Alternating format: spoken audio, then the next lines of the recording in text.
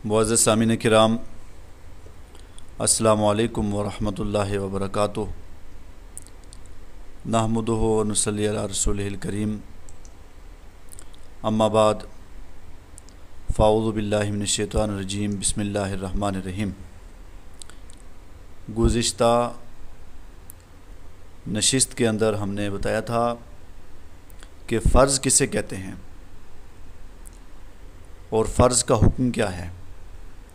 आज की नशिस्त में क्योंकि दुरूस फ़िक़्ह पर और उसमें फिर इस्तिलाहात शरइया पर हमारी गुफ्तगू चल रही है, तो वाजिब किसे कहते हैं। जैसे आप कोई भी चीज़ देखते हैं तो उसमें फिर ये लिखा हुआ आता है या आप सुनते हैं कि ये चीज़ फ़र्ज़ है या ये वाजिब है। तो फ़र्ज़ के ताल्लुक़ से हमारी गुफ्तगू हो चुकी है। वाजिब किसे कहते हैं, वाजिब का इस्तिलाही माना क्या है। तो वाजिब का इस्तिलाही माना वो हुक्म शरई जो दलील ज़न्नी से साबित हो, उसको वाजिब कहते हैं। और वाजिब की तारीफ़ ये है कि जिस काम को नबी पाक सल्लल्लाहु ताला अलैहि वसल्लम ने बातौर इबादत हमेशा किया हो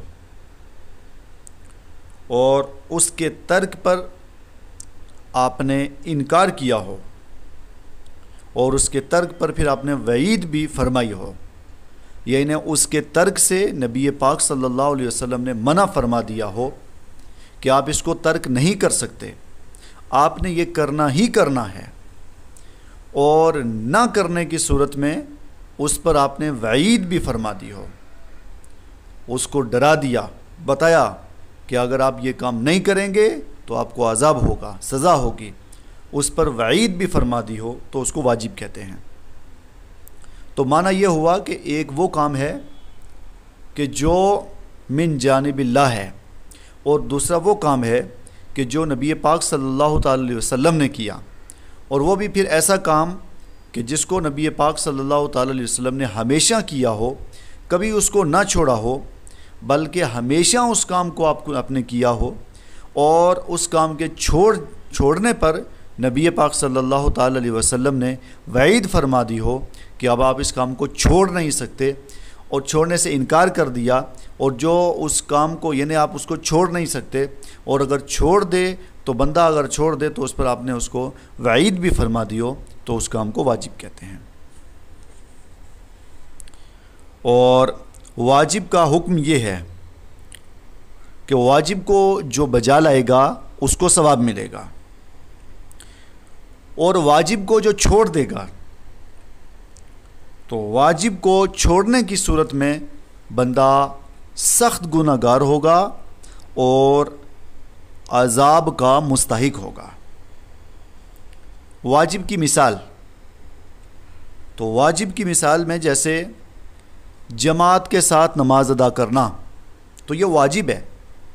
नबी पाक सल्लल्लाहु अलैहि वसल्लम ने इसकी ताकीद फरमाई है, और नबी पाक सल्लल्लाहु अलैहि वसल्लम आपने हमेशा नमाज जमात के साथ अदा फरमाई है।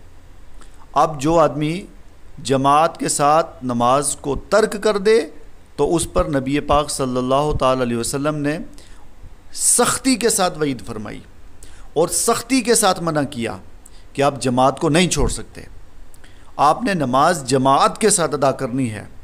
और उसके बाद फिर दूसरी मिसाल, जैसे नमाज ईशा के 3 वितर हैं, तो ये भी वाजिब हैं, वो आपने पढ़ने ही पढ़ने हैं, छोड़ नहीं सकता बंदा इनको। लेकिन फ़र्ज़ में और वाजिब में फ़र्क ये है कि अगर बंदा फ़र्ज़ का इनकार कर दे तो बंदा काफिर हो जाता है, मगर वाजिब के इनकार करने से बंदा काफिर नहीं होता, फासिक और अज़ाब का मुस्तहिक तो हो जाता है मगर काफिर नहीं होता। और वाजिब के बाद फिर अब तीसरा दर्जा आता है, वो सुन्नत का है। सुन्नत किसे कहते हैं? सुन्नत वो काम कि जिसको नबी पाक सल्लल्लाहु ताला अलैहि वसल्लम ने किया उसको सुन्नत कहते हैं। اب سنت کی دو قسمیں ہیں. ایک سنت وہ ہے یعنی نبی پاک صلی اللہ علیہ وسلم نے جو کام کیے ان میں سے چند کام وہ ہیں جو آپ نے ہمیشہ کیے ہیں، اور ان میں سے بھی چند کام وہ ہیں جن کو ہمیشہ کیے، اور ان میں سے کوئی ایک کام کسی عذر کی وجہ سے آپ نے چھوڑا اور پھر بعد میں دوبارہ اس کو بجا لایا، ہمیشہ اس کام کو کیا. اور بعض کام وہ ہیں جو آپ نے کبھی کیے اور کبھی چھوڑ دیے. تو اب معنی یہ ہوا کہ سنت نبی پاک صلی اللہ علیہ وسلم کے کام کو کہتے ہیں. اور پھر سنت کی بھی دو قسمیں ہیں. ایک سنت مؤکدہ، اور سنت مؤکدہ وہ کام ہے کہ جس کو نبی پاک صلی اللہ تعالی علیہ وسلم نے ہمیشہ کیا، جس کو آپ صلی اللہ علیہ وسلم نے ترک نہیں کیا، اور کبھی کسی عذر کی وجہ سے آپ نے اس کو چھوڑ دیا، ورنہ ہمیشہ آپ نے اس کام کو کیا، تو اس کو سنت مؤکدہ کہتے ہیں.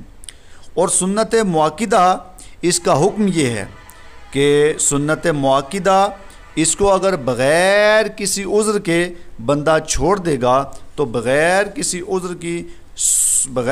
عذر کی صورت میں چھوڑنے پر بندہ گناہگار، اور اگر اس کی عادت بنا لے گا، یعنی ایسا کام جو نبی پاک صلی اللہ علیہ وسلم نے ہمیشہ کیا اور بندہ اگر اس کو چھوڑ دے تو چھوڑ دینا بغیر کسی عذر کی وجہ سے اگر چھوڑ دے تو وہ گناہگار ہے. اور اگر اس پر وہ عادی بن جائے، یعنی اب اس کی عادت بن گئی ہے کہ وہ ہمیشہ اس کام کو چھوڑ رہا ہے، عادی بن گیا ہے اور یہ کام نہیں کر رہا جو نبی پاک صلی اللہ علیہ وسلم نے ہمیشہ کیا، تو ایسی صورت میں بندہ گناہگار، فاسق اور نبی پاک صلی اللہ علیہ وسلم کی شفاعت سے بھی محروم رہے گا. جیسے